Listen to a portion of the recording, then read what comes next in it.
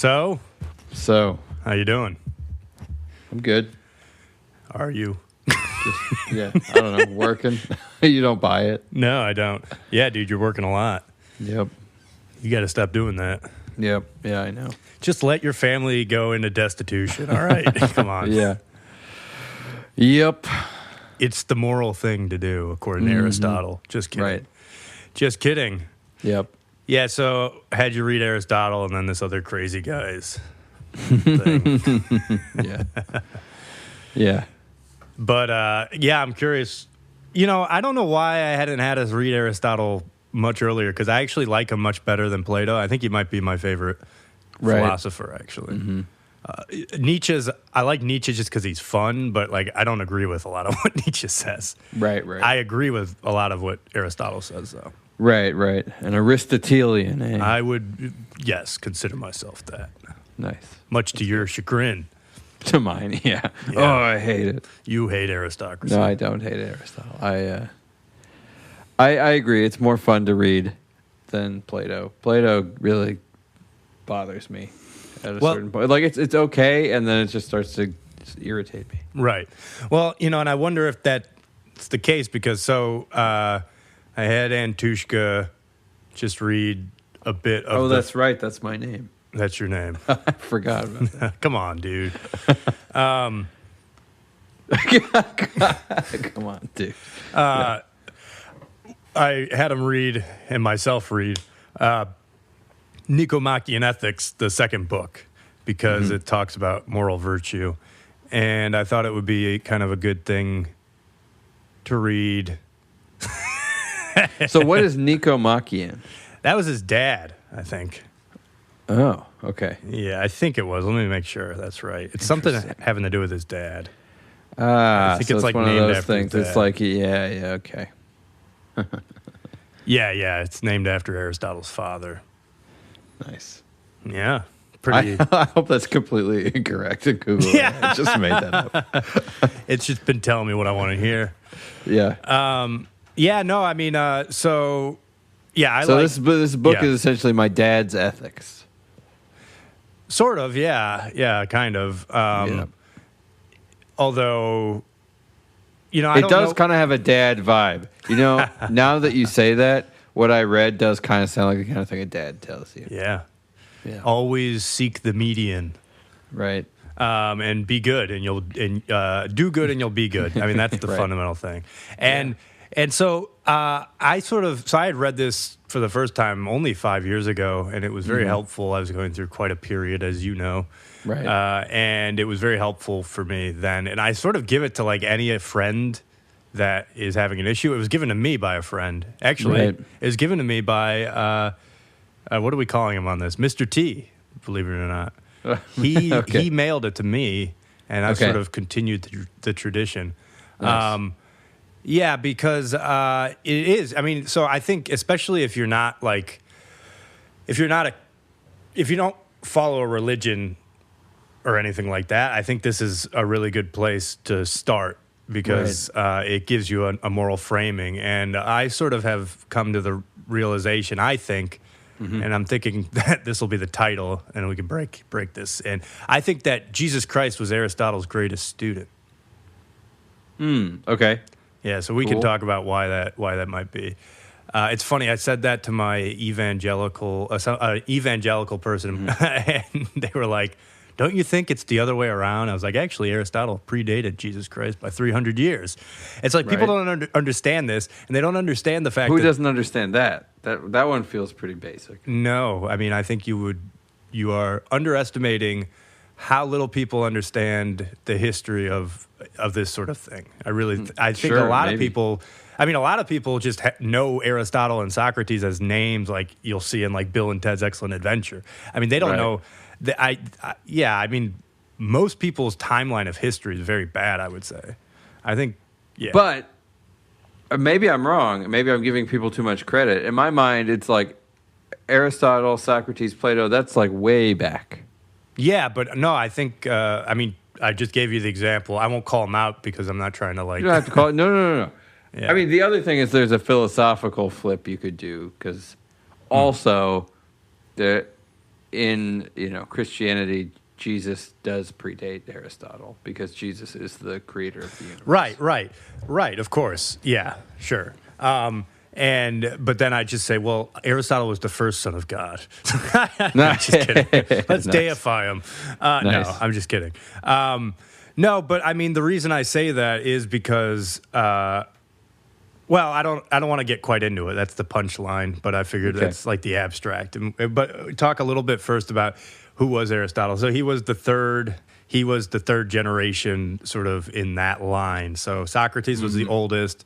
And then he sort of took Plato in, and Plato set up a school, and Aristotle basically joined this school when he was like 17, and became. They said like Aristotle was like the brain. He was like the heart of the school.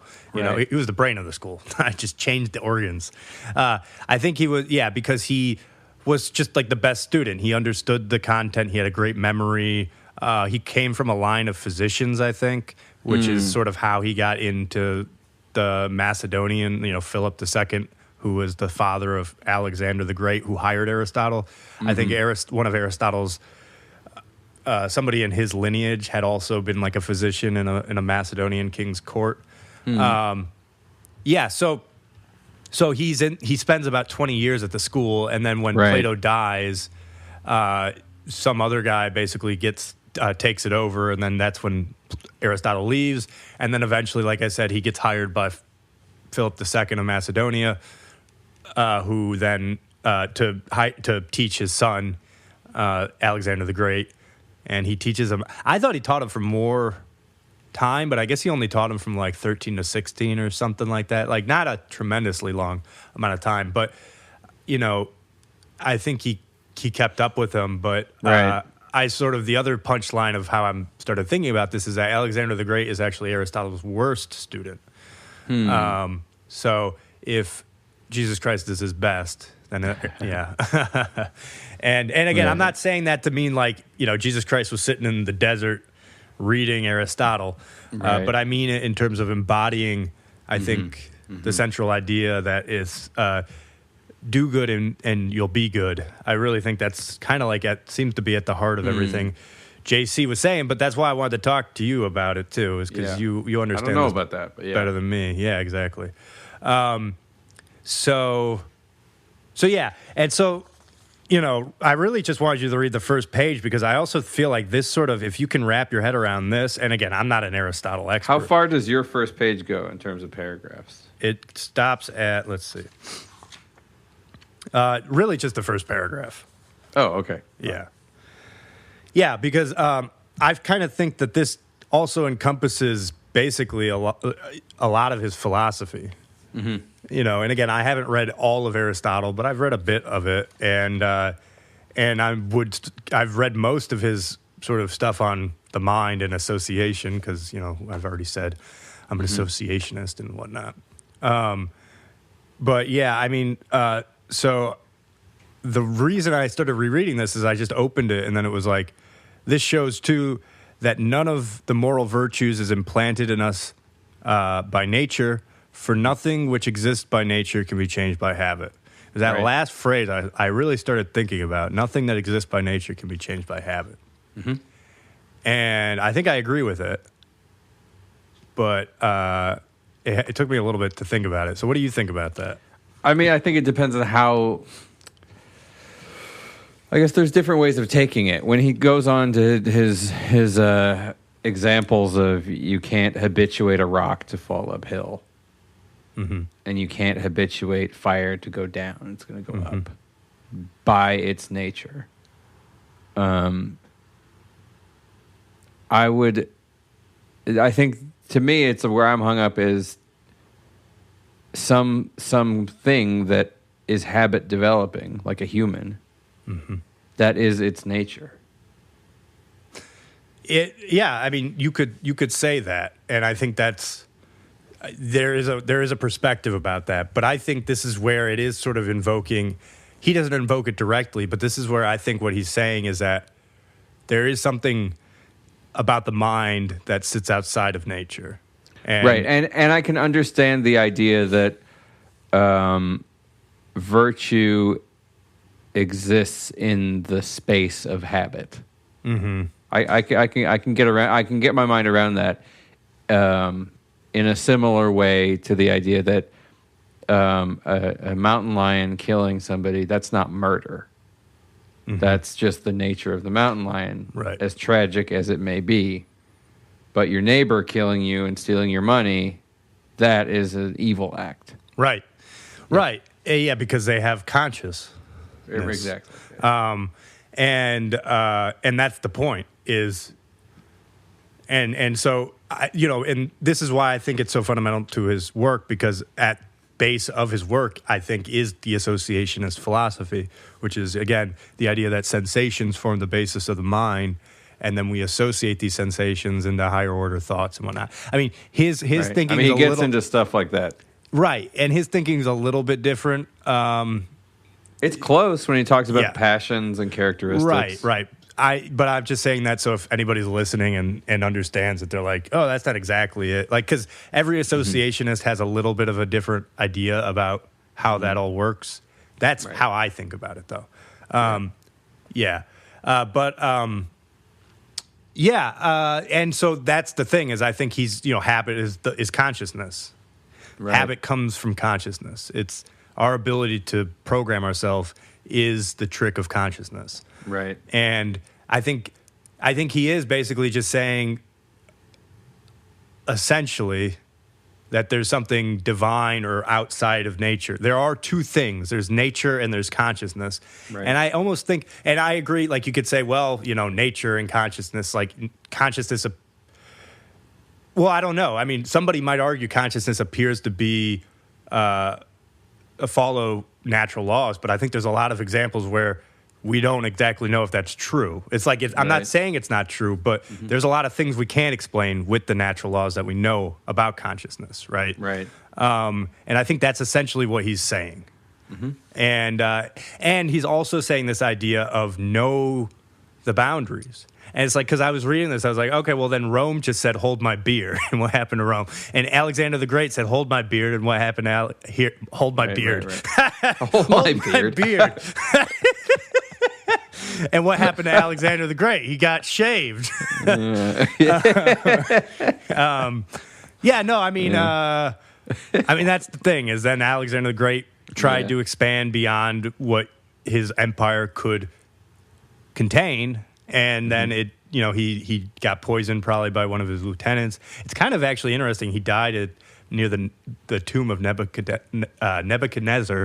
Mm-hmm. I mean, those Babylonians have been up to some shady stuff for many years. Never trust a Babylonian. No, you're speaking my language. But yeah. So anyway, I mean, that's the point, and that's why he would be sort of his worst student, because he did everything wrong. He was going after conquest and stuff, and he wasn't going after the median, right? He was going after excess. Everything he was doing was excessive. He drank excessively. Right. And then Jesus Christ, I just feel like at base, what he is talking about is he is teaching people to be good with habit. And that's why I keep coming back to this idea of consciousness, and like how Christianity and Judaism and really the monotheistic religions, I assume Islam too, although I don't know it as well, they're all teaching you how to rein in your body utilizing habit, the mechanism of consciousness. Can you go into where you're seeing that, or how you see Jesus? It's just that he's basically saying, do good and then you'll become good. And at no point is it too late to do that. You just have to start doing it. I don't think he is. Okay, why not?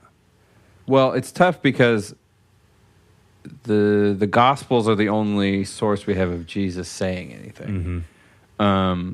But the New Testament as a whole, I would say that Paul and James, there's kind of it's almost a contradiction, an on purpose contradiction, because the idea is that salvation, which would be like the source of goodness, is through faith alone. That is the only source of salvation. However, faith without works is dead, because if you have faith, you will act in a way that is good. I'm glad that you said that. But the source is not the action. We are by nature equipped with the ability to receive them, and habit brings this ability to completion and fulfillment. I think that's exactly what you just said. Where is that? That's the last sentence of the first paragraph of book 2. And it's funny. It's actually you brought up exactly the same point. I already threw this sort of at another. Well, you're not a Christian, but I threw it at like a devout Catholic, and he had that exact same point of saying it's faith that's the basis, and then action comes from faith. Yeah. But I would say that the faith is basically, you could look at it as consciousness. Basically, you're trusting that your consciousness is tuned to good, essentially. And if you want to call that good, God, whatever. I mean, it doesn't matter, but I think... Well, because this is where it's tricky, because the way Aristotle sets it up, at the beginning of the paragraph, he says, virtue is the result of habit. So, in that, construction, it sounds like habit is the beginning. But our nature is attuned to receive. Right. We have... And he goes on later to talk about how you can actually habituate yourself to do bad things. Yes. Yeah. Like and he talks about being a guitar player, right? And that's how you become bad. But you can be a habitual bad guitar player. You can practice badly every day and be terrible. And that's how you become bad. Or you can practice well and be good. Yes, and that's how you become good.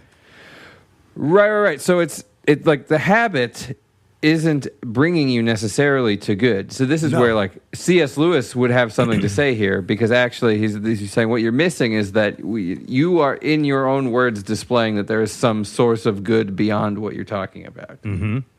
It's not coming from habit, and it's not coming from characteristic, like how you deal with your passions and all this, because you're somehow defining something as good and bad, and where are you getting that comparison? Well, he goes on into that, and it's pleasure and pain. Well, but he complicates that too. Yes. Because pain isn't always good or bad, and pleasure it's not isn't complicated. Always good or bad. I think that's just the reality. I mean, he's not complicating it. It's just complicated by the basis. What I'm saying is, how does he decide what's good and what's bad? Well, that's what he says at the end is so difficult. Right. I'll read it. So, because I think it's good that we do. How to attain the mean. Our discussion has sufficiently established that moral virtue is a mean, and in what sense it is a mean. 2, that it is a mean between two vices, one of which is marked by excess and the other by deficiency. And 3, that it is a mean in the sense that it aims at the median in the emotions and in the actions. That is why it is a hard task to be good. In every case, it is a task to find the median. For instance, not everyone can find the middle of a circle, but only a man who has the proper knowledge. Similarly, anyone can get angry, that is easy, or can give away money or spend it. But to do all this in the right to do all this to the right person, to the right extent, at the right time, for the right reason, and in the right way is no longer something easy that anyone can do. It is for this reason and that good conduct is rare, praiseworthy, and noble. So the first concern of a man who aims at the median should, therefore, be to avoid the extreme which is more opposed to it. As Calypso advises, keep clear your ship, blah, blah, blah, Calypso. For one of the two extremes is more in error than the other. So moreover, we must watch the errors which have the greatest attraction for us personally. For the natural inclination of one man differs from that of another. So we then must draw ourselves away in the opposite direction. So, in summary, then, it is by acting in this way that we should best be able to hit the median, but this is no doubt difficult, especially when particular cases are concerned, for it's not easy to determine that. Here we go. Here's the end. I was trying to get to this punchline. It is not easy to determine by a formula at what point and for how great a divergence a man deserves blame, but this difficulty is, after all, true of all objects of sense perception. Determinations of this kind depend upon particular circumstances, and the decision rests with our moral sense. And I think moral sense is the faith. That is that right. Yeah, exactly. I mean, that does kind of comport with C.S. Lewis. Then we all have morality written on our hearts. Exactly. And David Hartley, this is why I like David Hartley so much, because he takes an even more optimistic sort of spin on the associationist philosophy. He actually thinks that that moral sense that we all have, that like drives consciousness into habit and everything, it is tuned ultimately towards good. So if you could live forever, everybody would ultimately become good. You know, even the most dastardly sort of Dahmerian. Well, you could even say that. Did you say Dahmerera? No, I was trying to be like Dahmerian. Oh, Dahmer. I was like what? Dahmerian. Okay, yeah. I got it. Yeah, I think that, you know, going back to the Christian idea, I think when you're saying if you could live forever, you would, you know, everybody would coalesce to good. I think there's a way of flipping that with a Christian theology where living forever is tantamount to being good. Yeah. Those who are good, sure, you know, with respect to God, right, have eternal life. Yes. Yeah, no, I mean, the fact that we die is an indication of the fact that we are not evil. Good. Yes. Yeah. Well, that's fine. They can think that, but this is I'm just like they I'm do. Just, yeah, I know that. Yeah, but I'm just saying part of the reason I don't like Christianity is because I feel like it has been overcomplicated by people. You know, and this is why I like feel like this is such a revelation for me. Whether other people agree, who the hell knows? Well, what is Christianity, I guess? Well, exactly. And I think it's basically just treat others the way you want to be treated and do good and you'll be good. Like, that's kind of like, if I could sum it up, that's for me how I've always taken it.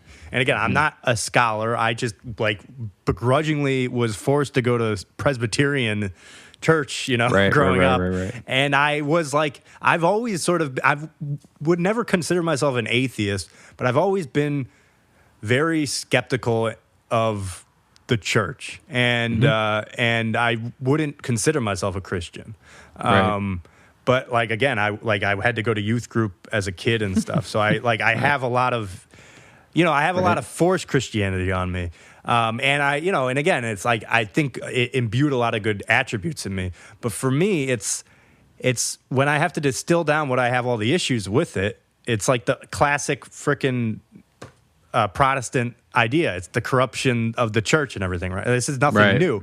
But I guess what's new is, well, it's not even new because Thomas Aquinas has this opinion, right? There's like lots of Christian philosophers who have looked to Aristotle and be like, this sounds pretty similar to a lot of, you know, what the big JC was saying. And again, it's different though, and this is actually a point I wanted to open with.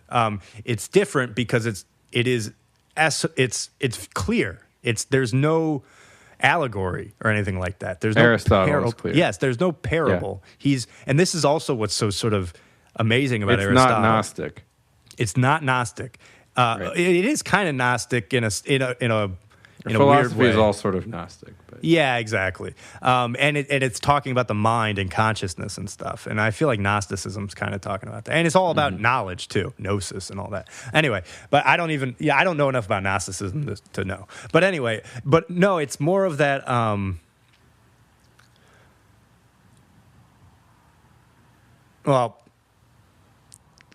It's more, so I lost my train of thought. Sorry. I got on Gnostics. Why did you say it's not Gnostic? Yeah, sorry. Man. So the Gnostic in the idea that there is No, but like I don't remember why you said that though. I was because you were saying Aristotle's clearer. Thank you. Not speaking in parables. Yes. That's why I said not Gnostic. Yes. Yeah. Sorry, no. Yeah, sorry. And it's been a long day. Yeah, because he's clear. And so this is a big difference between him and Plato, right? Plato is not clear. Socrates is not clear. I mean, he like, I guess you could say he kind of is, but like he uses. I don't think he's clear. Yeah, he's a trickster, right? Yeah. And also, there's this kind of interesting difference between Plato's work and Aristotle's work. Plato's work was basically his stuff, his esoteric stuff within the school. That was never published. What we're seeing is his stuff, his exoteric stuff. Right. That was for everybody. Nice word. Yeah. Well, it's not mine. Well, I didn't think it was you. I just mean it's a fun word. I like it. But Aristotle's is the opposite. It's we don't have, for whatever reason, the stuff that he published, his exoteric stuff that he published for the public when he was alive. Right. This is all the stuff that was published in the school. I mean, this was like the notes and everything. However, he did sort of make clear, I think, that he did have a fundamental difference in the philosophy from Plato in this idea of like making knowledge available for the masses, and that is because he published some stuff, and actually Alexander the Great yelled at him about it. He was like, "Why did you publish this? How are we going to like keep advantage over our enemies if you're publishing our secrets?" It was like on like, whatever, like persuasion and stuff like that. I don't know if we know exactly what it was. Maybe we do. But his point, and this so he was an early like open sourcer. Well, he wasn't. Yes, sort of, because he responded with a famous phrase that it's like essentially it's published and not published. That's what he basically said. And what he means by that is you can only understand it if you have a certain amount of knowledge, right? So he's an early cryptographer. Kind of, yeah, a bit. So he actually, more than Jesus, he's like those crypto guys we were reading about. Yeah, a bit. But like I also just kidding. I don't know. And also again, like I said, I don't know if what he published was as clear as what we're reading now, because again, this was for the school apparently. The other thing is publishing. When we're going that far back, it's a complicated thing. Sure, yeah. I mean, I assume what they mean is making it available for people to read that aren't part of the inner circle, right? Right. Yeah. But like it's housed somewhere, and most people can't read. Well, no, the Greek. I mean, don't get me wrong, the Macedonians were barbarians. I mean, I still maintain that. No, I'm just kidding. No, but I mean, this is what the Greek stuff. But the Greek, I mean, Athens was that was very educated. That was the whole point. It was very educated, but it's still literacy compared to today. It was extremely low. That's true. And also, like, people didn't have books in their houses in the same way. Yes, absolutely. It'd have to go somewhere where people are going to try and read this thing. And how many copies are they really making? But there's a reason that the ancient Greeks looked at everybody else as barbarians, including the Macedonians, is because so many of them were educated, and they were philosophers and they were thinking about things. Right. Yeah. No, I understand. I just mean that it's not like today at all. Where you put something on the internet and everybody can for read sure. And I wasn't laughing at you. I was thinking about a story, whether I should tell it though. But yeah. Anyway, well, it's not my story. It's Plutarch. Plutarch wrote this book about a bunch of different famous Greek and Roman people of the ancient world, basically. Who Plutarch was a Roman historian, a Greek Roman historian, Greco-Roman, I believe is the term. And he wrote a part about Alexander the Great, and in it, Alexander the Great on his way out, to go conquer the world. I forget where he passed through, but he visited this philosopher Diogenes, and Diogenes was just, I was just thinking about, for some reason, the way that he described it was really funny, because I'm just picturing this old bearded guy, probably bald, laying on like the beach, just like passed out, not passed out, but like just like dozing, and then Alexander the Great comes over, and the whole point is that Diogenes didn't get up or anything, you know, he didn't like salute him or anything. He's just laying on the beach, just like chilling, basically thinking about philosophy. And Alexander the Great's like, what gives? And he's like, oh yeah, sorry, actually, could you move a little bit so that you're blocking the sun a little bit more? Anyway, that's great. That's a good story. And Alexander the Great allegedly, was it made him admire him. He was like, if I could come back and be somebody, I would be Diogenes. It's like, this guy knows what he's talking about. He bows to no one. I don't know. Anyway, so I don't even know why I thought that. Oh, because this was the point, is here's this king of the Macedonians, right, who had just conquered the Greeks. I mean, you know, but the Greeks still were like, guys, we're better than you, though. I mean, if we're being honest, you know, so, and they still feel that way. Let's be honest. The Greeks now think that they're. I mean, it's hilarious for a conquered people. I mean, that's crazy. Yeah. Hey, man. Yeah. Well, and they're okay. No, I'm not going there. I'm not trudging into the Ottoman Turk rivalry. Okay. Yeah. I mean, the Ottoman Turk Greek rivalry. Anyway. Well, and yeah, and so I say all that just because, again, I was trying to also understand how could somebody that Aristotle had taught get his teaching so wrong, in my opinion. Because for me, again, it's clear that what he's saying is exactly what he's saying. Go to the median, don't go to excess, and try to do good, and in doing that, you'll be good. And to do that, you have to follow your moral sense, which, I mean, he talks about that more, and maybe that we could delve into that a little bit more. But well, there's been a lot of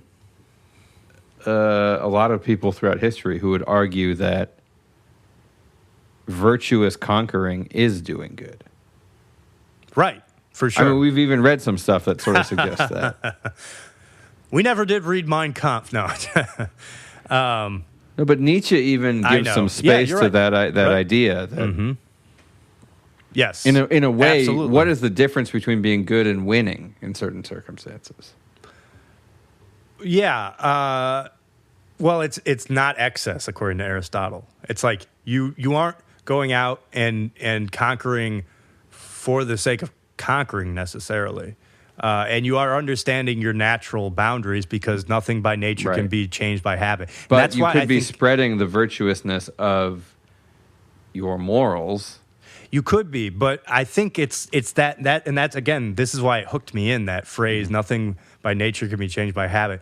It's understanding the boundaries of nature and respecting them, in a sense, which I think a lot of the conquerors that, you know, again, I think it's actually kind of ironic that we call him Alexander the Great, because it's like in some ways he was great in that he conquered a bunch of land, but he's not a figure I admire, you know? Right. I wouldn't want to be him because he burned out and yeah, I mean, yeah.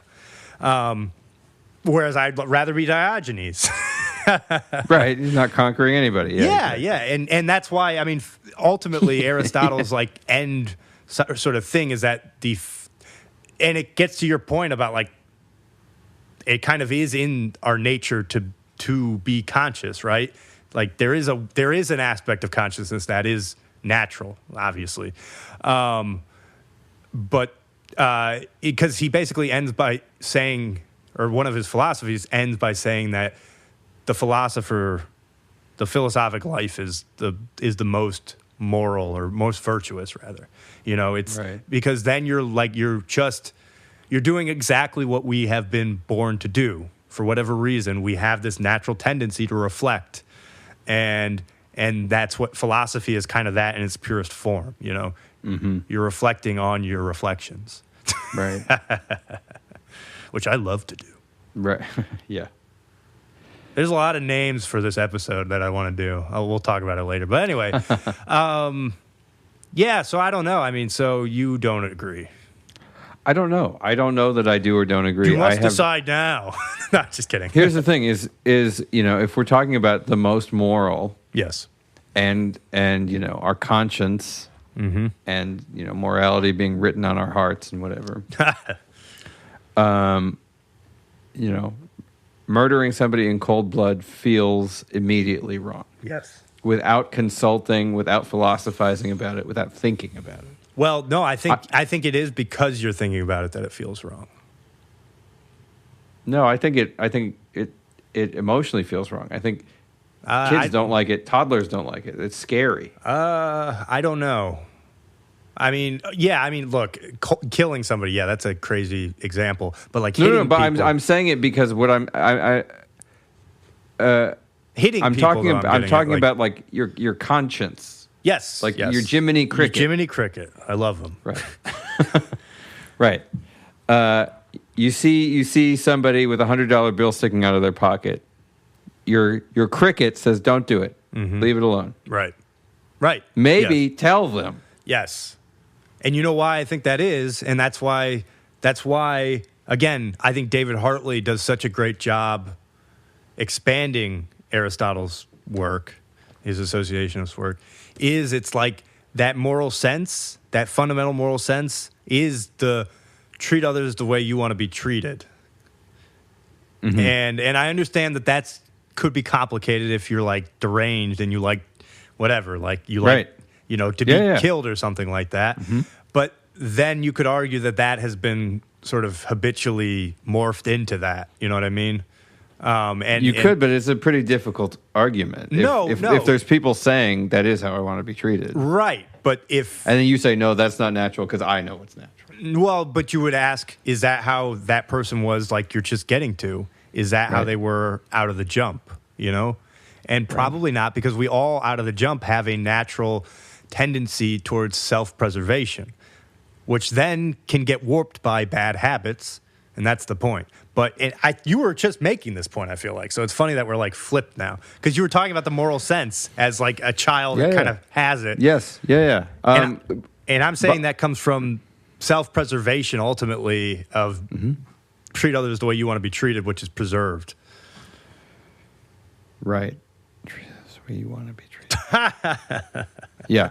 You're like so much like my boss, it's actually kind of crazy. Like the more I think about it, I've thought about this before, but yeah, you guys are very similar, which is probably why I like both of you, and have gravitated towards you guys, because you're very good for me, because I am like very like, I jump to these conclusions and the logical step isn't always there. But you and him, you need the logical step to be there in order to get there.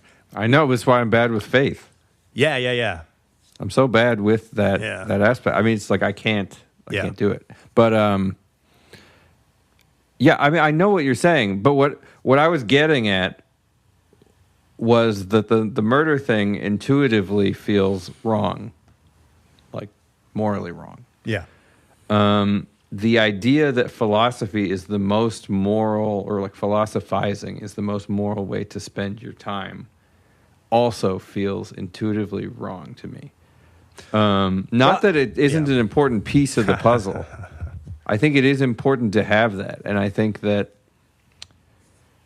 I don't know. It's interesting you say that, because I mean, I think that there's other ways of engaging with consciousness. I think engaging with consciousness, I guess I agree in a sense, depending on what he means. Yeah, I think sitting around navel gazing is not actually a moral way to live. Sure, and I don't think that's what he's saying. And we could maybe read where he's specifically talking about that sometime. And this is where I like the way that Rose Wilder Lane puts it about when she hinges it on action, which is interesting because habit and action aren't totally dissimilar. No, I mean this is why he talks about it. Yeah. Right. Action is literally how you get habit. You do the things. Right.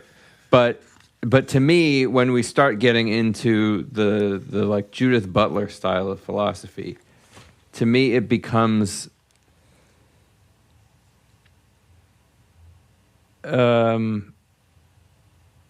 almost not more like immoral. What? The Judith Butlers? What do you say? I'm talking about when we get to the point of postmodernist, deconstructionist thinking, where you're saying that's hyper-philosophical? Thinking. Is that what you're getting at? Or something, where you're actually sort of, in a way, no longer engaging. He would probably call that excess, Perhaps. Yep. Right. Yeah. Aristotle got you. Many have tried to get Aristotle. I'm not trying to get Aristotle. He always gets them. Yes, you are. I have no beef with Aristotle. I'm just thinking about habit, because the thing is, these are all words that are chosen by translators. Yes. We need to read it in Greek. I agree. Right. And I actually did look up the Greek. And I was like, it's like ude. I can't say it. Nice. Well, the ethic, right, or something like that. Ethos. Yeah. Yeah. Right. Yeah. Ethos and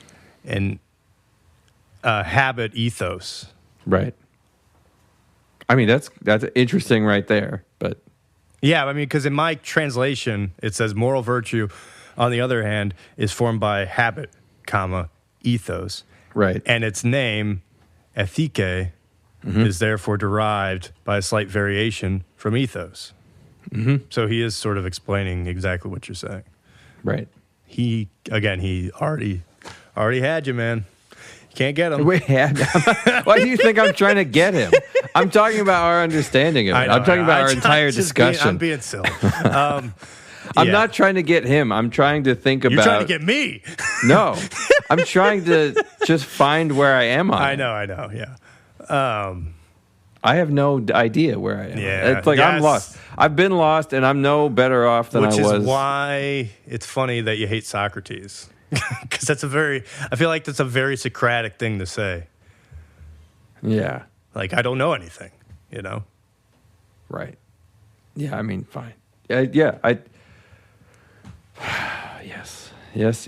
We got are. You. I got you. Socrates is like my shadow self or something. Maybe, yeah. Yeah, well, we got to get some young going on in here. And I find it interesting that you had such an aversion to Socrates because, again... I mean, that is very Jungian in a way. Yeah. Yeah. But it also is, I think it, like the Platonic style of teaching, I think you just don't like, and I don't like either, by the way. Like, I appreciate Plato for what he is historically, but I much prefer Aristotle's way of doing things. And this is the thing, is Plato and him, Aristotle and Plato did start to, see differently as I think the years went on. And again, I think one of the examples of that is publishing the writings, which Plato was all about, like publishing the allegories, right? And he was about the republic. So you create the shadows in a sense, right? The allegory for people, which is why I'm sure you've heard of that like theory that Christianity was basically this. It was created by. It was kind of people trying to make the Platonic republic with a noble lie, basically. Yes. And getting back to the evangelical person who was asking me, don't you think Jesus Christ influenced Aristotle? And how that's, I think, actually a very common way people think. And it just goes to show how people don't understand that Greece, it's that phrase, that trite phrase, honestly, that Greece conquered, though Rome conquered Greece, Greek conquered Rome intellectually and philosophically. And everybody was reading Aristotle, all the intellectuals in Rome were reading Aristotle by, I think it was like, I just had the date. I think it was like 60 BC. Is when it was first published in Rome. And by a guy.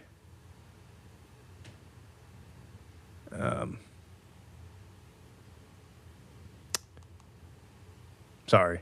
I don't know what Aristotle would say about this. I don't know either. Well, no. Well, yeah. Oh, what you're about to say. I'm kind of making a new point. But, sorry. No, it's okay.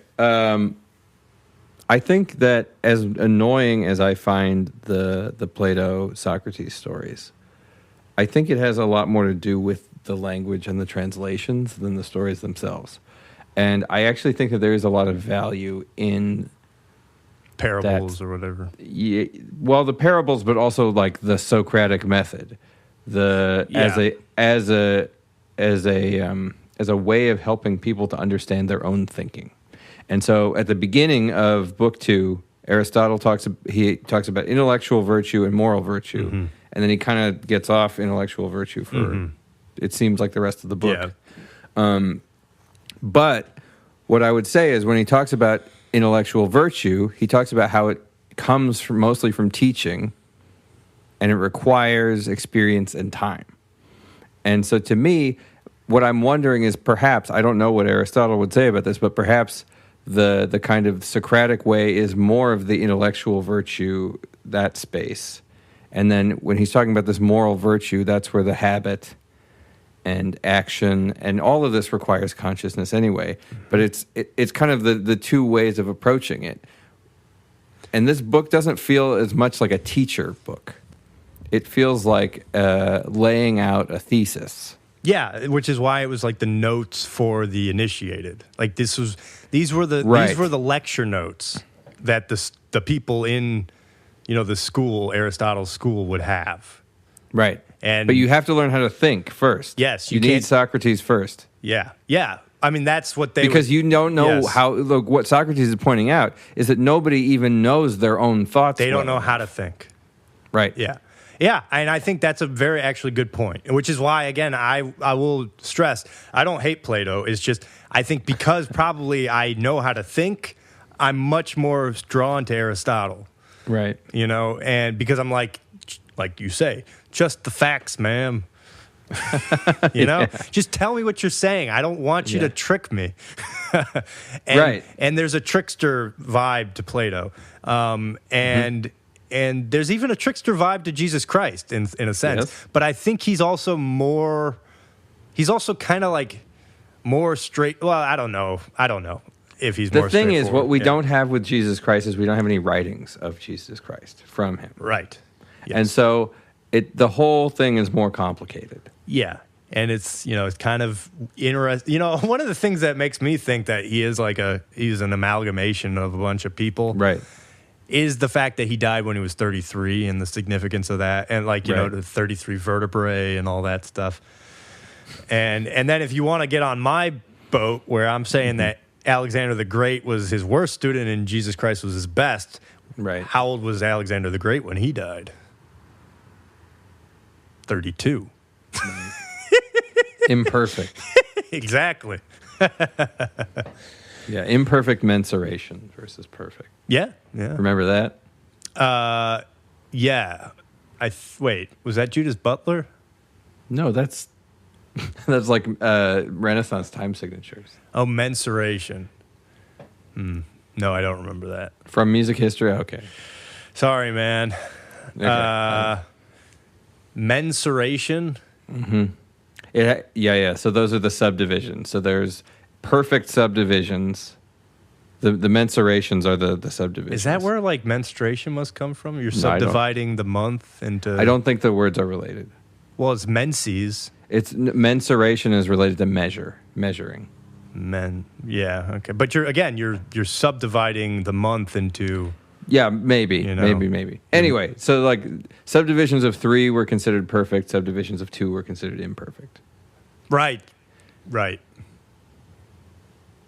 Isn't that interesting? 3. Yep. Well, it goes to our how I think that's probably because of, and then this is how we can get into all this mystery school stuff about this, and because that's the whole point of 33, right? And what is 3 but a triangle, kind of, It's it's like the symbol of a triangle, and how important are triangles to basically everything that we do in society. It's like the basis of applied math is kind of the triangle. It's like if you get a distance, you're using the Pythagorean theorem to get a distance between 2 points, and then vectors come out of that. And it's like everything comes from the Euclidean distance, which is making a triangle, drawing a hypotenuse between 2 points and making a right-angled triangle. What about polar coordinates? Polar coordinates too, yeah. Also triangular. Yeah, because that's where you've got the angle. Right. Where does the angle come from? I see. Okay. Yeah. And this is how we square the circle, sort of, so to speak, right? Mm-hmm. I mean, yeah. What a goofy phrase. So what's that? It's just a goofy phrase in my mind. Well, yeah. It's probably impossible. I think Archimedes showed that. Nice.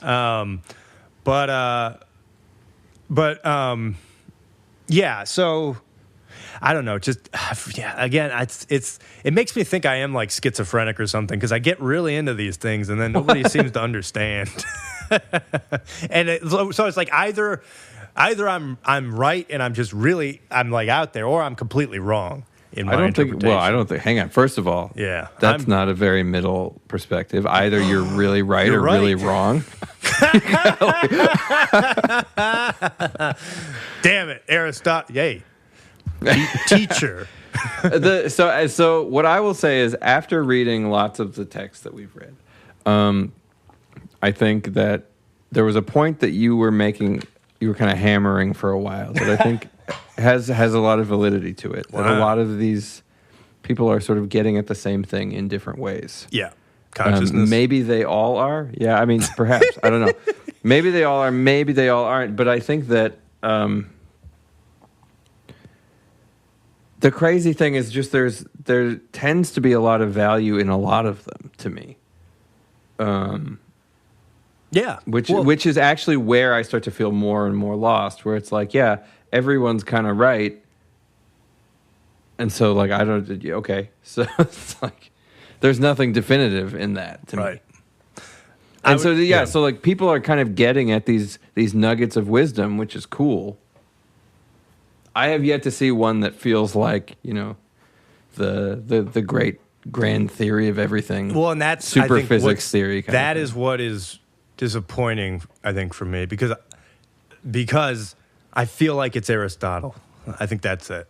You wanted me to read it and be like, "This is it, man." Exactly. Yeah. So you're trying to evangelize me. Right yes, absolutely. I'm trying to get nice. because yes, I'm trying to evangelize everybody about Aristotle, because I think it's every time a civilization embraces Aristotle, they start to flourish. Because I mean, and again, somebody could make the point, well, all the Greeks, every time a civilization is embracing Aristotle, they're really embracing a bunch of Greek thinkers, right? They're embracing Plato.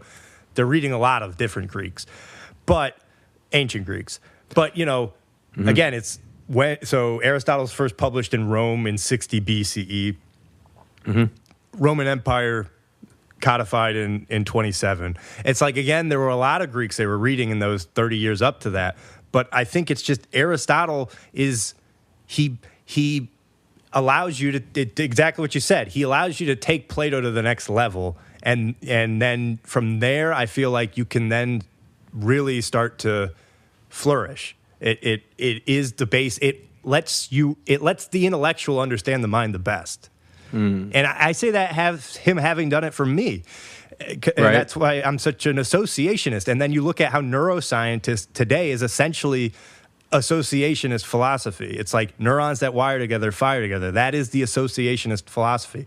We understand this, that the more you associate two neurons together, the stronger that connection is going to become. And it's just within all of Plato's writing, it's all built off of that. And that Islamic Golden Age is the same thing. It's like Aristotle's getting published in the 8th century, the beginning of the 8th century, and then that's when it really starts to go. The European Renaissance. I mean, I talked already about how Aristotle was banned, and the church didn't like him because I think they understood how revolutionary he was. And I wanted to look up if they actually ever banned Plato. I don't actually know much about the history of the church and Plato. But it would be telling if they didn't have as much of I imagine they wouldn't. This is my hypothesis without ever having read into it. I would think they would not dislike Plato as much because he is more like the Platonic solid. It's like it's more allegorical. Whereas Aristotle is getting at he's telling you how to sort of think for yourself, essentially. Right. So that's why I think I'm not getting that bit. But you've only read a bit of one book, yeah. Right. So that's it's not. I don't have a fair perspective on it because I have not really read any Aristotle before this. Right. Well, you should read more. Yeah. Did this make you want to read on, or did you get not really? Okay. Yeah, I would say that it's saying similar things that other people I have already read say, but I prefer the way they say it. Sure. And maybe, I mean, this is where I was talking about reading it in the language. I think part of it is, as a modern person, the way that this is written feels very clinical and it doesn't have any punch or color or emotion. It could be that flavor. I just have a good translation too. I haven't considered that because I've sent it to other friends and it's been kind of the same thing. It has not been as revelatory for them.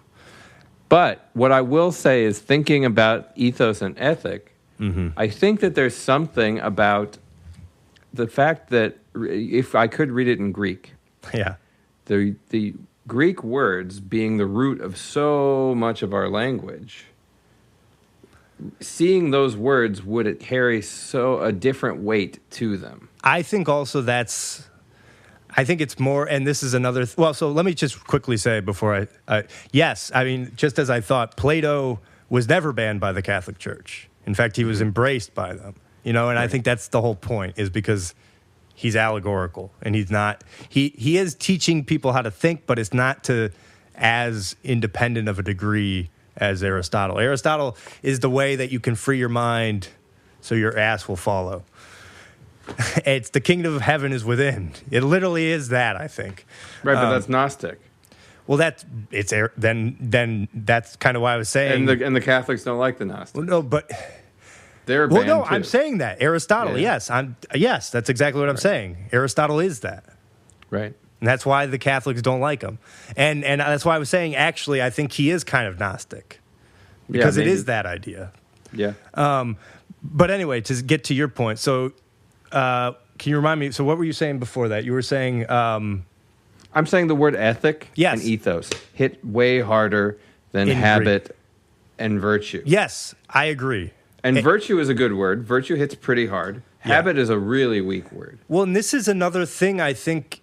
I've noticed that's certainly a difference between me and you and my boss, that you and my boss have in common, is I have a much more, and I don't know why, but I do think I have a much fuzzier definition of words than a lot of people. Mm-hmm. I'm not saying it's a right one, but I think... Yeah. I think I do, because how many times have I said something and you're like, what? And like, why are you calling that? You know what I mean? But I loved your use of esoteric and exoteric. I loved that you were using them in those ways. Well, that's not me. Because esoteric has developed a much broader definition in like the vernacular. Right, yeah. But you were using it in a very specific way in contrast to exoteric, which was cool. Well, that's what most people don't do that. No, but I'm saying that's literally any academic philosopher is going to do that. That's right. How but they what talk I'm saying about is you're giving those words specific meaning, which gives them a weight. Yes. Which is where it actually hits for me. Yes. Well, and I just want to emphasize though that that was not me. Well, whatever. But it was your sentence. Sure. So you're using it in a way that somebody else was using it, but I mean, we're all doing that. Yeah, yes. Aristotle's not inventing his own words either. Well, but the reason I guess I'm saying it's different from what I'm saying is like I think I'm often using words that are like, because that's an academic. What I did is an academic professor would refer to that. That's like a understood thing that would get taught. I understand. And like you'd have a slide. I'm not saying you're using them wrong. No, I know. But what I was saying though, before you brought up the esoteric, exoteric, is that I will often look at academic words that people have very defined definitions for, and I have a fuzzier thing about it. And like the example, I mean, it doesn't matter because this is starting to sound self-serving, and I don't mean it to. I'm just trying to say why I think sometimes you and I have misunderstandings, and because it's the same reason I have misunderstandings with my boss. And maybe it's why I can get over bad translations better, potentially. And then I wanted to also say, we do have this idea that like Greek is the basis of a lot of words, but we forget that they all are Indo-European, you know? Mm-hmm. They all have the same, and I actually didn't realize that Sanskrit was also Indo-European, which is very interesting. How did that happen? Right, so Farsi is also. Yeah, I know, yes. You mean Persian? No. Yeah. No. Yeah, exactly. Yeah, which shows that, there is a very old language that is common to all, like German, English, Celtic. But then, it's interesting then that, Hebrew and Egyptian are like they're, African essentially, Afro-Arabic. And then you've got the Sino, sort of like Chinese group of languages. And you have like 3 families. But Indo-European is huge and seems to be the most, I won't say it's most diverse. I don't know. I'm not an expert on this. But it seems to be very diverse. Mm-hmm. And all I'm saying is, yes, we say Greek has all these words that you find in English. I didn't mean it is the bottom of the No, I know that, but tree. I'm wondering if, yeah, I guess it is that we just appropriated a bunch of Greek words, but maybe they make sense in English because of that common ancestry too. I'm saying taking a word like ethic, yes, to a Greek source and having somebody using it in a Greek way, yes, is powerful because we have this word ethic that we use that's fairly neutered. But saying that moral virtue is ethic is a powerful statement. Not that when we say ethic, we're totally not talking about moral virtue, but it's been sort of bureaucratized. Right. Yes. No, I agree. And and I mean, it's interesting how English has been so powerful in spreading because it, like, you do look at like French and German and Greek that do seem to be better, but obviously I don't know if it's it's survival of the fittest in a sense, right? Right. So there's obviously something good about how English wires the mind to work. Maybe. But, I mean, I think it's, again, you shall judge the tree by its fruits. You know who said that? Aristotle said that. No, I'm just kidding.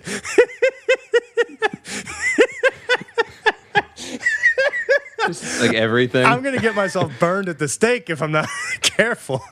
Yeah. Oh, boy. Yeah.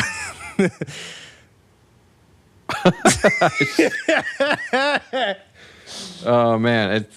It reminds me of, you remember The Departed, that movie? Yeah. It's been a long time since I've seen it, though. There's this scene where, what's his name? Mark Wahlberg says something to Leonardo DiCaprio, and it's some, like, literary quote, and Leonardo DiCaprio goes like, "Oh, Keats," or whatever. And then Mark Wahlberg's like, "What's the matter? You never heard of fucking Shakespeare?" I just love that line. Nice. And it's like it wasn't Shakespeare. No. Yeah.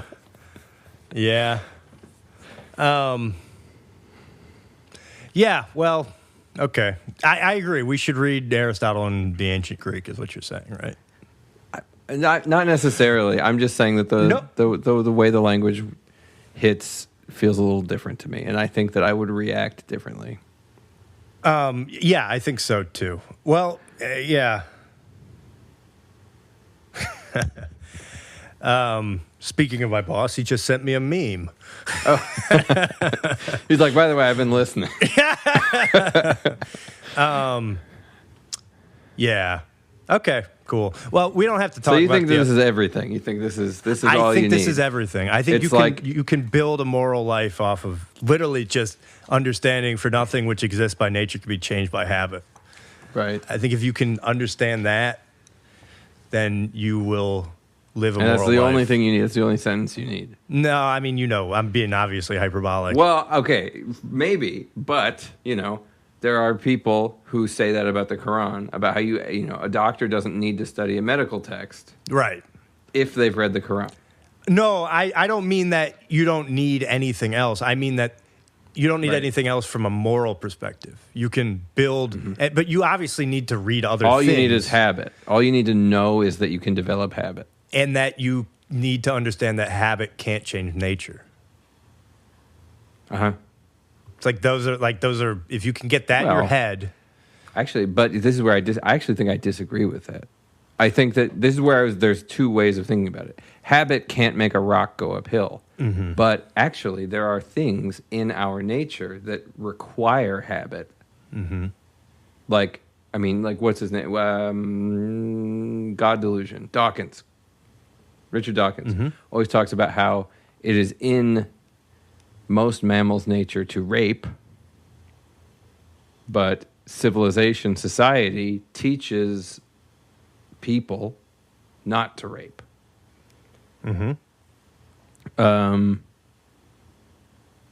I mean, I think it's a very complicated idea. I don't understand what point. And I'm not just saying this because you chose a wild example. I don't. It's just the first one that came to mind. What I'm saying is that it requires habit. So being gluttonous, like a little kid, just all they want to do is eat candy. It requires discipline and habit as they grow up to learn not to eat candy all the time. I think that... And the thing that I appreciate about Aristotle is he does give a little bit of space for, like, it isn't actually bad necessarily to eat something that tastes good. Well, and again, it's like, I think you're confusing rape with reproduction. It's like, it's in our nature to reproduce, but not to do it without consent. You know what I mean? It may or may not be in our nature to do it without consent. Right. It is, but it's not. This is why definition. I'm saying, like, a little kid. So we take it away from rape. A little kid, it's in their nature to kind of be gluttonous. But you see what I'm. Yes. And it requires habit to break them of that nature. Only habit can break them of that nature. Right. Or discipline, but or here maybe mixing these things. What I'm saying is, he wouldn't say that's nature. That's not nature. It isn't nature to want to eat sweets all the time. It is not nature. It's nature to want to eat, not necessarily all the time.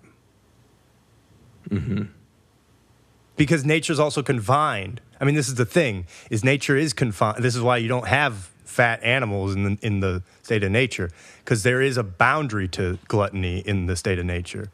The only reason we have gluttony now is because we've used habit to basically bring more food that's available. So I would say that's sort of a product of habit in a sense. The excess. And is that moral virtue? No, because it's excess. Right. So habit is also what brings sin. Yes. Maybe. Because you are bad if you act bad. And you are good if you act good. Right. And so that's why I feel like it's like kind of like what Jesus is saying, where it's like it essentially forgiveness, because it's I interpret it like that, because it's like saying it doesn't matter if you did bad, you just need to start acting good and do it routinely, and you will become good. So you'll be forgiven. But that's not what Jesus is saying. Well, look, I know he's essentially. I don't think that's what he's saying at all. Well, I'm just saying I think you can interpret the idea of forgiveness, which is to say, embracing God, right? I think again, if you embrace God in this sense, you're following the moral guide that you are imbued with, which is to basically act good and to try to find the median in your action and habituate it. And the median is good. Why?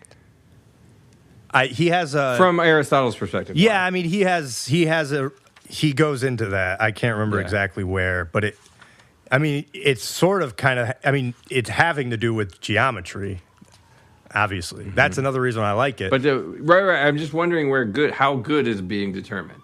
I can understand how finding a median, I can understand it being related mathematically. Let me try to find the part for that. Right.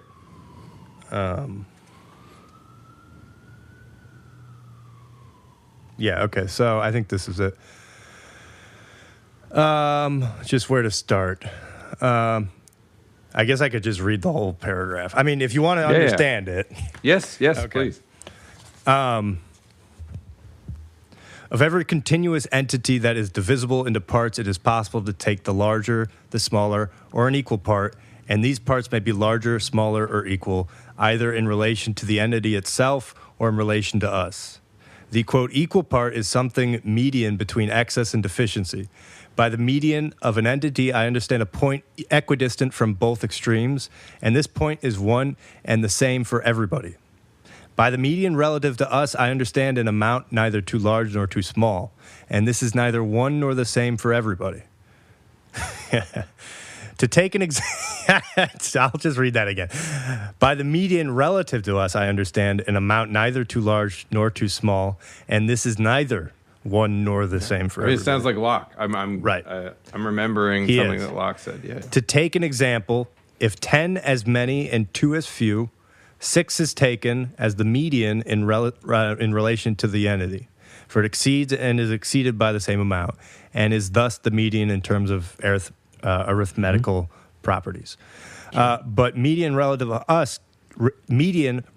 to us cannot be determined in this manner. If 10 pounds of food is much for a man to eat and 2 pounds little, it does not follow that the trainer will prescribe 6 pounds.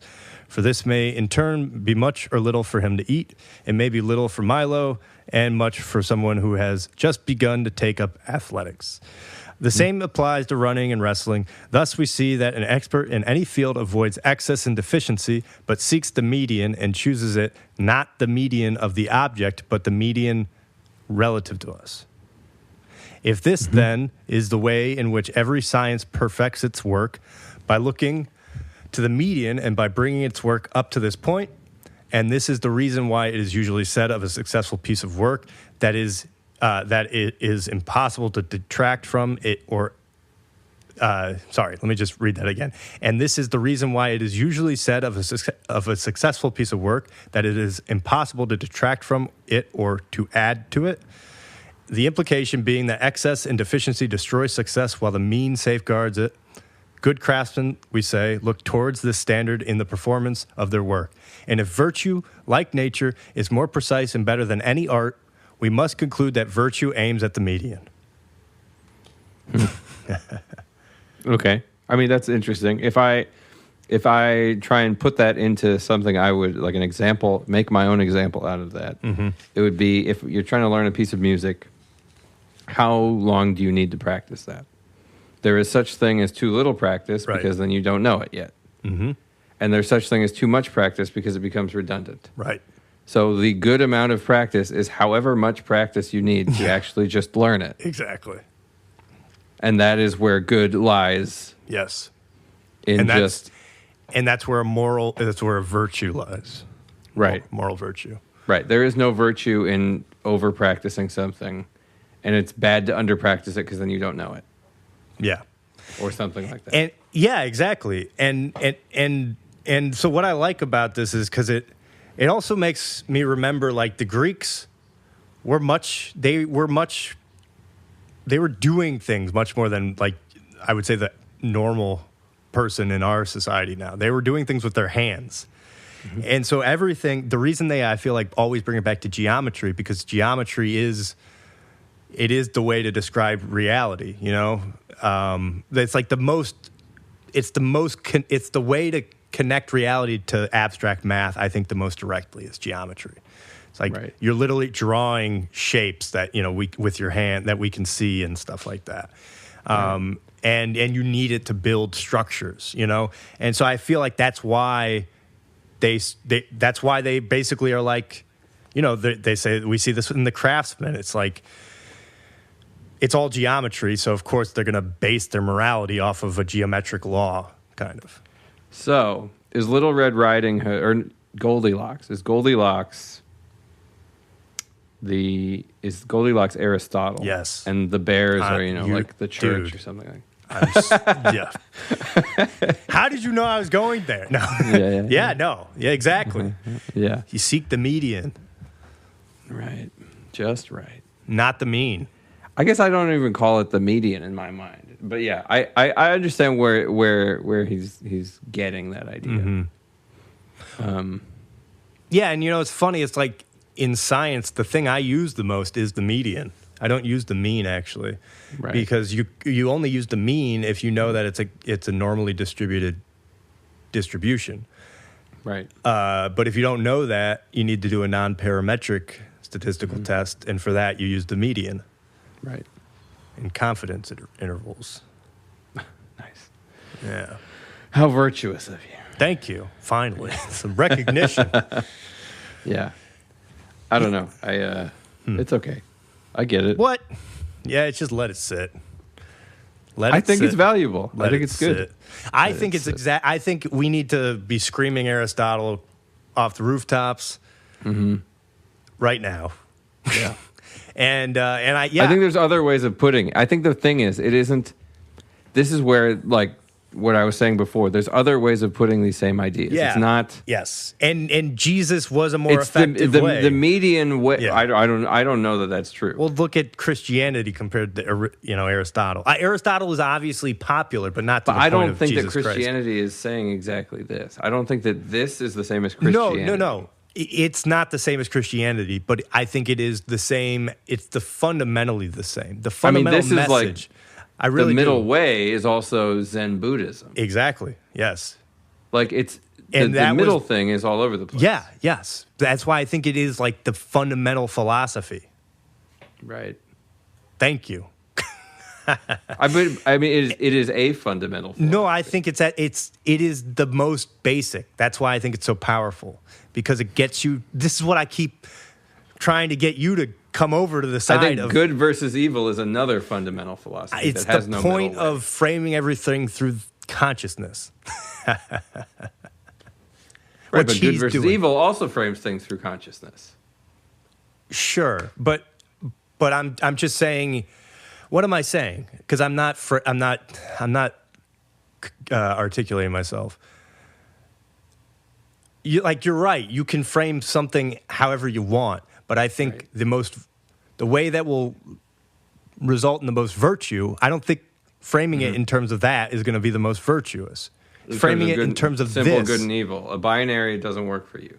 You need a trinary. I don't think you need to You need too much, too little, and then the middle. Basically, you need a trinary. Wait, where do you find the Trinity? Well, but I'm not arguing for Christianity. No. But I'm saying that there's overlap for sure. It's not just overlap though. There's a fundamental kernel that's but like C.S. Lewis, good evil, boom. That's the basic. The basic isn't a three. So there are Christian philosophies that have three as a basis of everything. There's also Christian philosophies that have two. Yeah, but C.S. Lewis is an idiot. He's not an idiot. I'm just joking. Yeah, he died, right? That means he's sinful. Yeah. No, it's just is Aristotle still alive? No, but it's just an example. He's wrong. Again, well, no, but it's just an example of how I feel like he's not really he's going off into the wrong way with Christianity, and the right way is the Trinity way, right? It's whatever. And now I'm getting abstract. I don't even know if that was kind of just probably a pattern recognition thing. I'd have to think about the Trinity, whether it actually is. It goes back to there's only 3 and 2. That's it. We talked about that last week. Right. It does. Yeah. Yeah, exactly. And really, there's just one. Well, exactly. I mean, that is very Christian. Yes. Well, and Buddhist and stuff like that. Because yes, I agree. And actually, you know what? It's hilarious that you say that. You know what I have written at the top of this? So exactly where we said we must conclude that virtue aims at the median. I said median sounds a little like Tao. Mm-hmm. Sure. Yeah. So I feel exactly the same way. And wouldn't you know that Buddhism came into the world around the same time as Plato and Aristotle were writing? I can't remember. Buddha might have been a little bit earlier, but I think they were all right. But Hinduism's way earlier. Well, yeah, but yes, of course. But I'm just saying, in terms of again articulating it so clearly as aim for the center, right? Right. That theory wasn't just percolating, but in the Greeks, it was in the East also. Yes. When was Buddha alive? Well, what do you mean? Mahatma. Yeah. Oh, okay. Or Siddhartha, sorry. Not Mahatma. Right. Hey, Mahatma's kind of like Buddha for me. Nice. 563. So yeah, he predated. So this is just another example of how we stole a bunch of stuff from the Indians. I mean, but people always talk about how Jesus is like a Buddhist. Yes. I think that there are connections abound, for sure. Yeah. I think in the same way that I think there's a lot of value in Christian scripture and Christian theology and philosophy. I will not go all the way. I can't go all the way. I mean, I don't believe in the resurrection. I don't believe. Sure. And it's similar. Like this is a extremely valuable text. I think it's awesome. And as I just said, connections with it on a bunch of other philosophies are all over the place. Mm-hmm. I just don't see how it is like the text. Or maybe not even this one. Or like Aristotle's philosophy writ large is the philosophy. Well, you might just have to read it and decide for yourself. I feel like I've described it in as many ways as I can. Right. Yeah. That's fine. I'm just saying where I'm landing up here. Yeah, no, I think it's the same reason why you can't sort of understand why I keep bringing it back to consciousness. It really is a fundamental... I mean, I think consciousness is important. No. I think it is fundamental. But when you always sort of poke fun, I think understandably poke fun, because it does get like kind of ridiculous if you right. bring consciousness into everything. But right. I do that because it's at the basis of everything. And I think you can understand things more clearly when you consider it in the conversation. And that's the point that I think Aristotle does most clearly. Zen Buddhism does that as well, but it's still a little bit allegorical. He is doing it very clearly. Jesus Christ is doing that, but it's still a little allegorical. Aristotle's doing it clearly. Yeah, I mean, I understand what you're saying. And I'm not trying to yell, by the way. I'm just passionate. No. I mean, you yell away, man. I know. That's fine. Thank you. It's funny. Yeah, that's true. I hold a lot of space and weight for like what Camus was saying in that reading. Camus. Yeah, excuse me. Yeah. Camus, the great general. Albert Camus. Yes. Yeah. That there's a way of accessing a certain kind of truth through very clear thought and writing, but the only way of accessing truth and consciousness is through experience, because that is where it comes from. Yes. And so, like, the idea that art or music at its peak is as close as we can get to accessing this. It's this other side of it, and this is where I start to think about the what we should be doing all the time is philosophizing. I'm not sure about that. Well, he's obviously not saying that, because it's like you're never just philosophizing. You have to eat. But this is why I think you do kind of agree with what he's saying. Because, well, no, you don't. Because I always joke like you want to go back to the plains. That's kind of what, like, it is kind of what he's saying in a sense. It's like, of course, you're going to still have to figure out a way to get food because you need to persist. So you're not only just looking at your navel. He's never saying that. But it's about having a contemplative life. But that's what, like, a philosophy professor today is doing. Yes. More or less. Yes. They're paid enough money where all they have to do is that. But this is the thing that I think is not understood about Aristotle, is he was incredibly industrious. He was he was a physician, essentially. Like, he was, they say he was from... This is why you... Yeah, okay. No, yes, it is. It's true. It's all coming together now, isn't it? Yeah. Right. But you see, that's not what I'm doing with my life. So, of course, it doesn't resonate with me as much. Yes, of course. Of course. Yeah. That's actually a very good point. Yeah. But you connect with it, which makes sense. Yeah. Yeah. Because I feel like actually, in a funny way, it is sort of an encapsulation of everything you're trying to do. Yeah, it is. Damn it. I'm just why is that bad? I'm a ripoff. Nothing new under the sun, man. Yeah. Yeah, no, I mean, I think that's a very, very good point, actually. Not that I'm a physician. But it's this thing, it's part of what, like, I connect, like, so much with, like, Mises and Rose Wilder Lane, because I think it also reflects how I want to be living my life. Right. But I think everybody should be trying to live it my way. Right. Yeah, I think. Finally, something we can agree on. Yeah. Yeah. That's like a Monty Python's. No. Yeah, right. Yeah. Yeah. Now I'm thinking about the that silly sketch, the philosophers. Yeah, the Greeks versus it was the Germans. No. They have all the famous communists on a quiz show. Oh, that's right. They have like Mao and Lenin, but they're asking them like, who won the football cup in and then they did the German philosophers versus the ancient Greeks. Yeah, that's also good. It's great. Yeah. Okay. Well, cool. We don't have to talk about the other crazy guy. Unless any quick thoughts on it. Oh, we should do an episode on it. Okay. Let's not do quick thoughts. Let's just do an episode on it. Okay. Fine. I have a lot of questions, so it'll take time. It'll take time. And it's like it's confusing. I understand that. So yeah.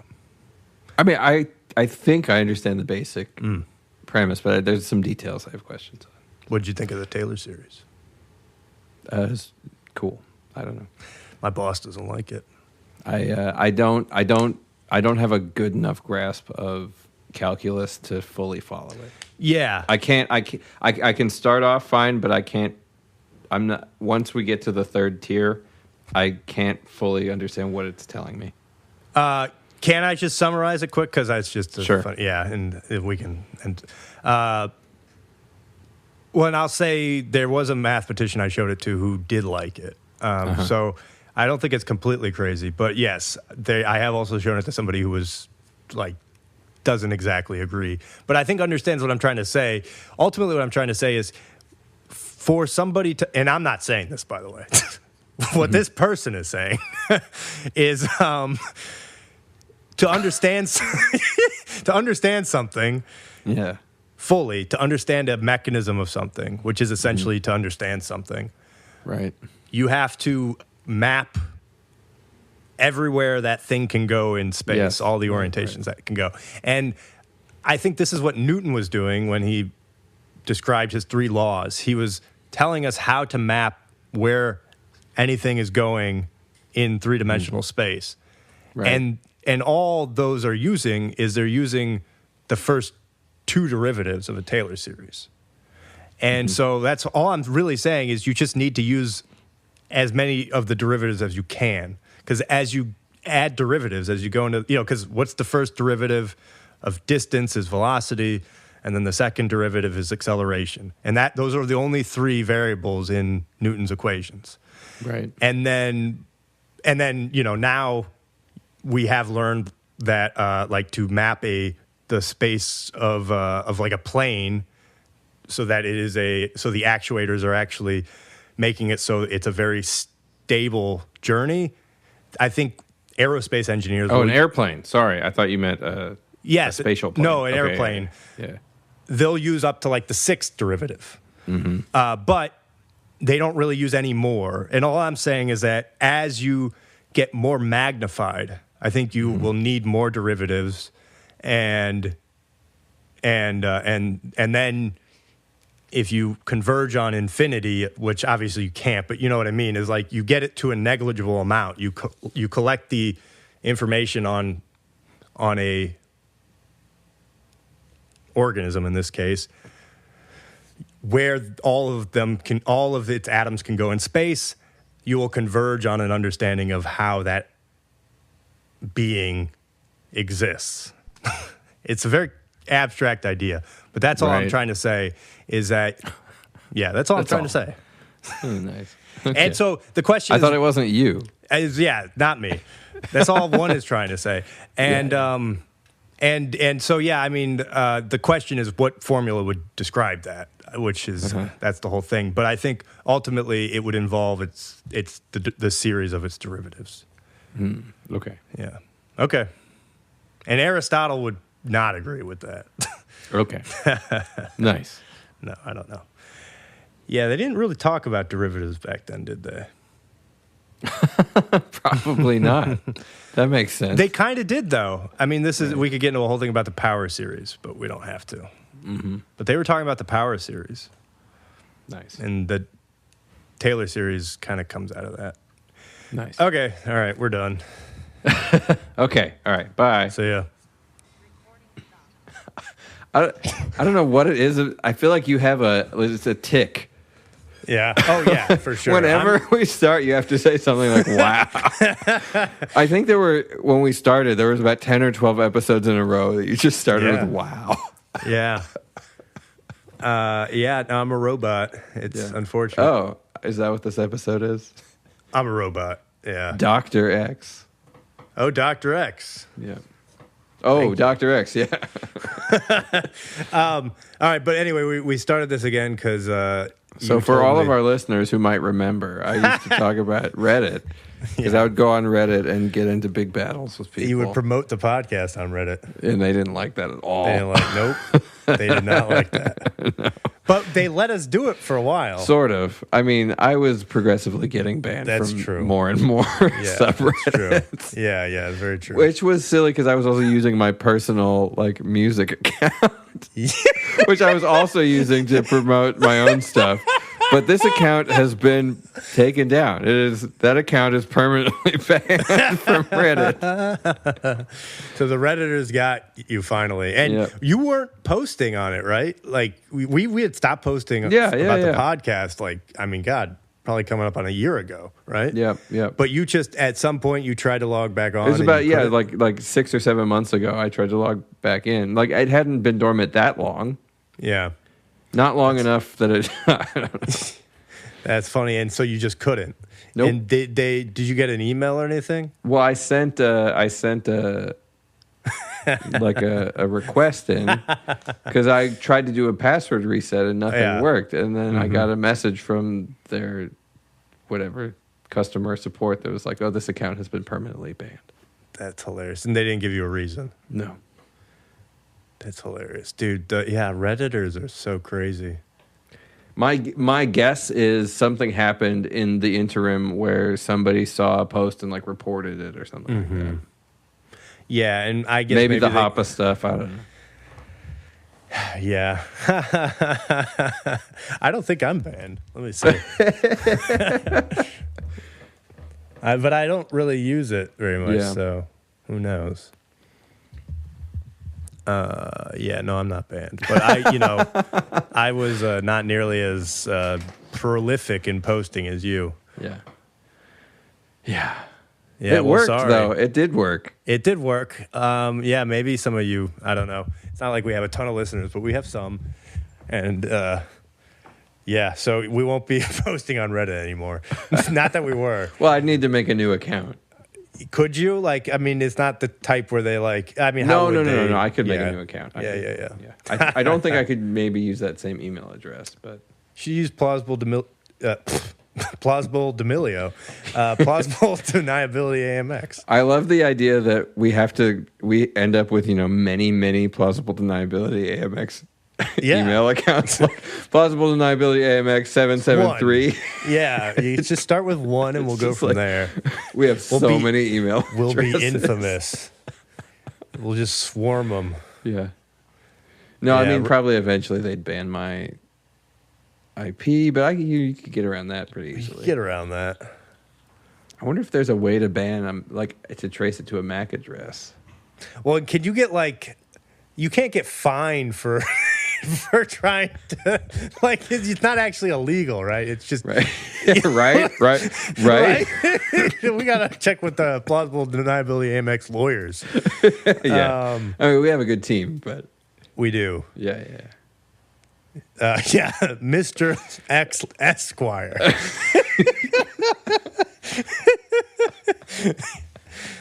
Yeah.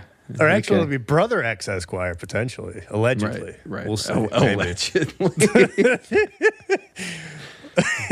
Bill Preston Esquire. Yeah.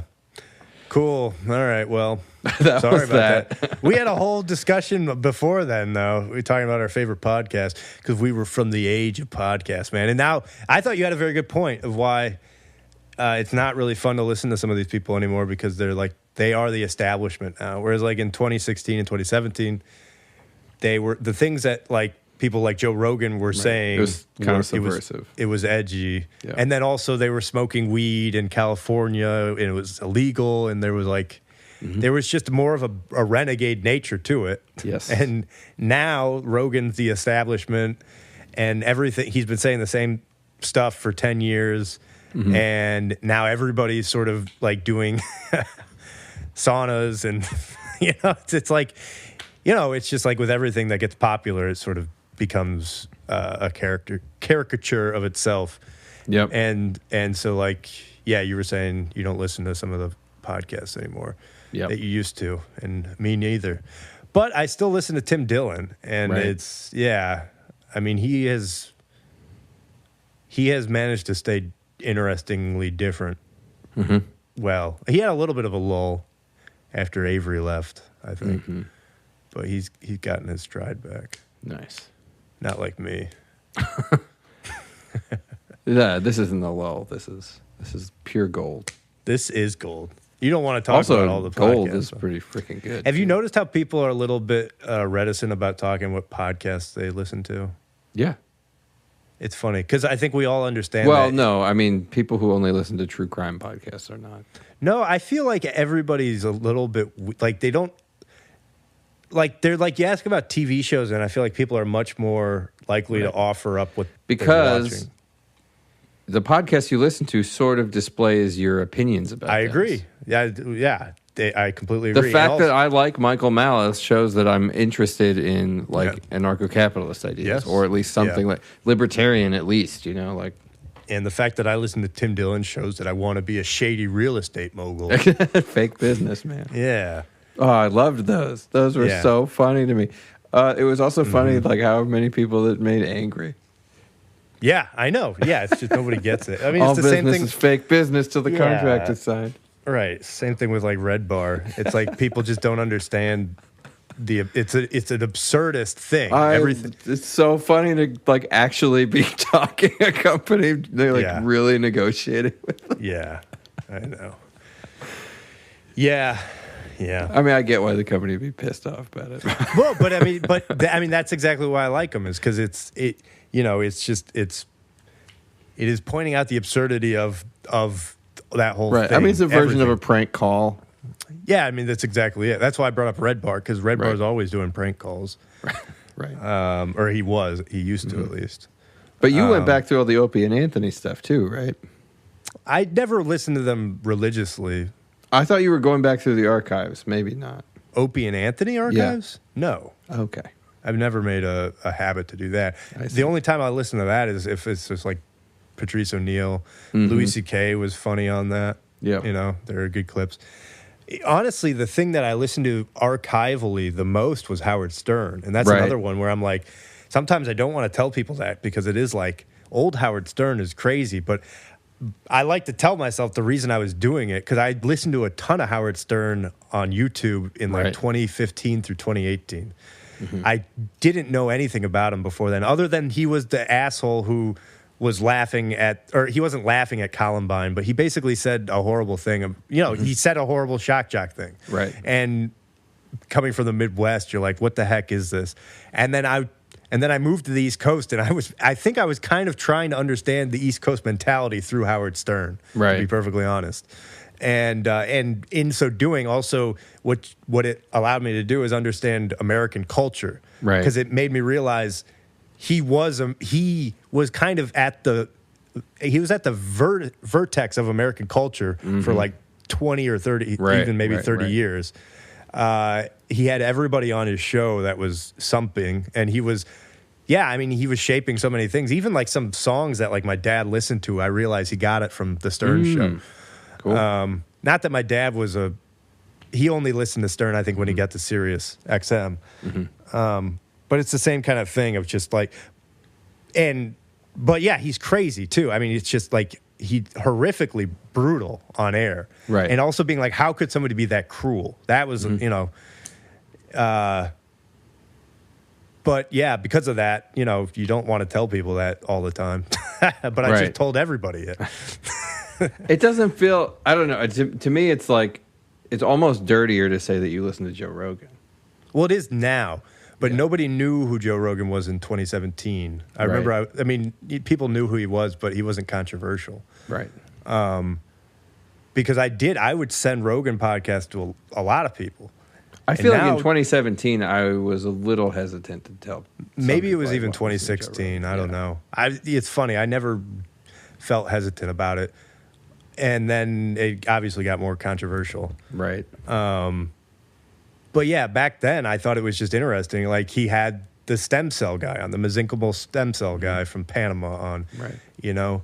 And it's like, you're not getting that information anywhere else. Right. And he's actually talking about the, you know, benefits of psilocybin for neuro growth, basically. Yep. Yeah. Because I think that's how I'm like, what I've also realized is it's a little bit alarming, and I think we should all understand this, is that anybody that is listening to YouTube, at least, is the algorithm is kind of programming us. Whether we're programming it or this program, it's like, how many videos have you just gone on YouTube and it's there and you're like, oh, that's interesting. And it's like, yes, it's based off of your preference, but also, you know. I think it's shifted for me lately, but yes. Yeah, well, and I'm just saying, it's like, sometimes I'm trying to track, how did I get to Howard Stern? And I think it's like, for both of us, like, we were listening to like Sam Harris and Christopher Hitchens and stuff, and the debates, those religious debates, Rabbi Shmuley debates, whoever. Yeah, I spent so much time, like, I'd say between like 2010, 2009, 2010 is probably when I started getting into that. 2010 and 2015, so many Christopher Hitchens things. Right. Yeah. Hitch slapped. Yeah. Well, and then I think before that, for me, it was Jon Stewart and Colbert. Yeah, same. Yep. I remember just like, and that's why episode. I always thought Tucker Carlson was a dork, because I was like, we were that generation that saw him get destroyed by Jon Stewart on Crossfire. And I was like, who is this bow tie bozo? Yeah. It's like, you are a caricature of the intellectual elite that everybody hates. Right. And now it's like, it's not completely opposite. I still have issues with Carlson, but he's getting a lot of stuff right that, like, a lot of other people, like Jon Stewart's not getting right anymore. Yeah. Like, he's going into 9/11, man. Yeah, I mean, it's crazy. What the heck is going on? It's like, and the Epstein stuff. Yep. Or anti-Israel stuff, I guess. Yep. I don't know, man. Yeah. Pretty interesting. But anyway. That's podcast. Well, yeah, I mean, and we were talking about how we're not experts in anything. And well, that's not true. We are experts in some things. We're not but experts not in what we're talking about on this show. Most of the stuff we talk about, we're not experts in. But I was saying how I feel like that is going to be, whether it's our podcast or some podcast, I feel like the pendulum is going to swing towards more intellectual conversations being digested by normal people. Mm-hmm. And maybe you're already getting that, but I just feel like it's the level. And again, I'm not saying that we're taking it to an incredible level, but I don't think you have as much textual analysis happening by everyday people right now. Yep. I think this is another thing with a lot of these podcasts that got big around like 2017, sort of like the pushing back against the woke stuff. Michael Malice, Joe Rogan, that there was a courageousness to them, but actually the intellectual level isn't super high. No, yes. It's agreed. And not even that either of those guys are particularly stupid. It's just the podcast isn't getting that deep. No. Into issues. No. And whether or not we do a good job of it is one thing, but we are trying to at least get deep into it. And even if we're not experts, what we're trying to do is showing you can try to understand any of these things. Maybe you won't get it right, but you can try to understand anything. Right. You don't need somebody's permission to do it. Yes. That's also important. Yeah. Mm-hmm. Look at us saving the world. Or at least wasting time. Or at least Well, thank goodness we're at least wasting time. Yeah. All right. That's probably good. Yeah. Is this a bonus episode? I don't know. All right. See ya.